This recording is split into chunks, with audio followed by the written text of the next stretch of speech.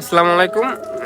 আমি আজকে কোনো ফানি কনটেন্ট আপলোড দিতে আসিনি, কোনো মোটিভেশনাল কনটেন্ট আপলোড দিতে আসিনি। তো আজকে আসছি হচ্ছে আমার একটা আপডেট জানানোর জন্য। যে আপডেটটা কিনা আসলে অনেক দুঃখজনক, আমার জন্য অ্যাটলিস্ট অনেক কষ্টদায়ক। সেটা হচ্ছে আমি ফেসবুকে কনটেন্ট বানানো ছেড়ে দিচ্ছি। কারণ আমার আমার ২ টা পেজ ছিল। ২ টা পেজের ফার্স্টে যে পেজটা ছিল ওইটা আমার অনেক দিনের স্মৃতি ছিল। ওইটাতে আমার হুট করে আমার একটা ভিডিও ভুলবশত সাসপেন্ড দিয়েছে। বাট আপনার যদিও এটা সেক্সুয়াল কনটেন্ট না বা সেক্সুয়াল কনটেন্ট হিসেবে আমাকে ওই ভিডিওটা সাসপেন্ড করে দেওয়া হয়। তো এখন আমি আরেকটা পেজ খুলি, ওই পেজটাতে আমি রান করতেছিলাম। ফার্স্টে ভালোই ভিউ হচ্ছিল, ভালো সব কিছু।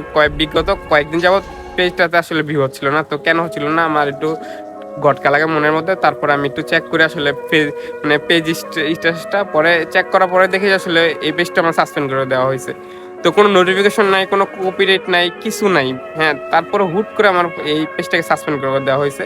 তার উপর আমার আইডিটাকে আমার রিস্কে ফেলাই দেওয়া হয়েছে, অ্যাট রিস্ক রিকমেন্ডেশন।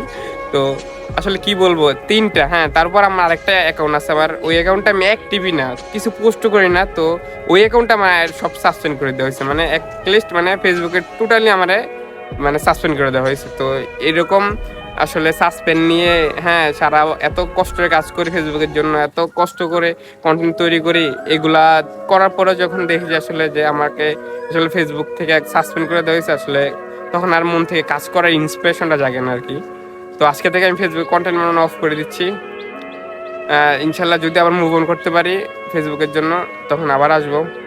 সবাই ভালো থাকবেন, আমার জন্য দোয়া করবেন। আল্লাহ হাফিজ।